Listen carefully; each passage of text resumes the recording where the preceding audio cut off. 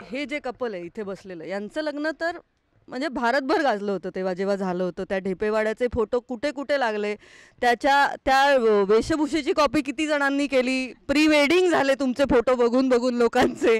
तर आता प्लीज तुमच्या लग्नाविषयी सांगाच, तो किस्से काहीतरी नक्की असतील.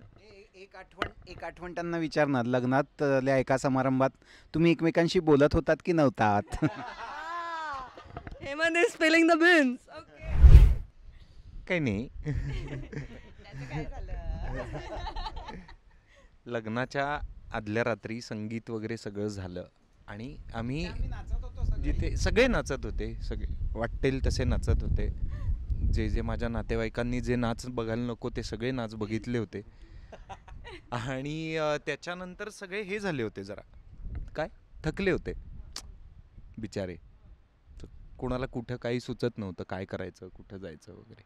इतके थकलेले होते. तर आम्ही दोघं खूप थकलेलो होतो, खूपच जास्त नाचून नाचून फक्त. तर ते थकलो असताना आमचं झालं भांडण दोघांचं. तर ते भांडण वेगळ्याच कारणामुळे सुरू झालं. अगदी म्हणजे ते एवढंच होतं, त्याचं रूपांतर खूप मोठं झालं. आणि हे चाललेलं आहे पहाटे 3:30 वाजता. कारण मग 3 तासांनी बसायचं आहे विधींना. तर 3:30 वाजता आमच्यामध्ये भांडणं सुरू झाली. आणि एका पॉईंट नंतर हिच्या खोलीत हिच्या 2 मैत्रिणी होत्या त्या बाहेर आल्या, माझे भाऊ मित्र वगैरे बाहेर आले. आणि आमच्या म्हणजे ते एका पॉइंटला असं विचारायला लागले की अलार्म लावू ना सकाळचा, म्हणजे आम्ही उठायचंय ना लग्नासाठी, तुमचं काय ठरतंय? त्यांना तिथेच ढेपेवाड्यात खोलीच्या बाहेर सगळ्यांना ऐकू गेली, सगळ्यांना ऑलमोस्ट. बाकी सगळे झोपले होते. पण मग ती भांडणं अशी, ते जेव्हा सगळे बाहेर आले तेव्हा त्यांना हे ऐकू येत होतं, तुझे नातेवाईक बघ ना. आणि ही मला, तुझे नातेवाईक बघ ना वगैरे, हे सुरू झालं होतं सगळं. ते कुठे कामं करतायत, अगं तुझे तर काहीच करत नाहीयेत वगैरे, हे सगळं अशी एक बाचाबाची सुरू झाली होती. प्रॉपर.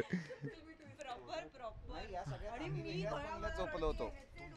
पण हे लकी आहे कारण आमच्याही रिसेप्शनला आम्ही एकमेकांची भांडत होतो आणि बोलत नव्हतो रिसेप्शन मध्ये. सो संपल्यावर आम्ही एवढे दमलो की आम्ही एकमेकांशी बोलायला घेतलं, आता कुठे कंटिन्यू करा.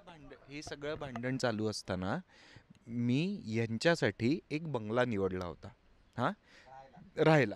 आणि मी त्या बंगल्यावाल्याला सांगून ठेवलं होतं की सगळ्यांसाठी कॉट्स, सगळ्यांसाठी गाद्या आणि सगळ्यांसाठी प्रॉपर चांगली पांघरुणं, हे तू आणणार आहेस ना? तो म्हणाला हो, हे सगळं पॅकेजमध्येच आहे. तर मला रात्री 3 वाजता जो आमचा इव्हेंट मॅनेजर होता, भांडण चालू ऑलमोस्ट असं तापत असतानाच त्याचा फोन आला, अरे त्यांनी कॉट गाद्या काहीच नाही पाठवलंय. म्हणलं मग आता? तर म्हणलं नाही मी करतो काहीतरी मॅनेज. म्हणलं बरं. त्यात आमचं, तुझे नातेवाईक बघ ना, तुझ्या यांनी तर काहीच नाही, हात पण नाही लावला त्या ताटलीला वगैरे, हे सगळं चालू होतं आमचं. आणि मग खूप भांडलं, नाही झालं सॉल्व्ह. आम्ही बसलो विधीला. झालं कारण आम्ही असे खूप भांडलो. आणि मी म्हटलं खड्ड्यात जा रे, सेम जसा हा तिला म्हणलाय. आणि मी माझ्या खोलीत गेले आणि 5 मिनिटांनी तो आला ग बिचारा. मी ऐक ना, सॉरी माझं चुकलं. सो नेहमीप्रमाणे सिद्धार्थ चांदेकरांनी माफी मागितली.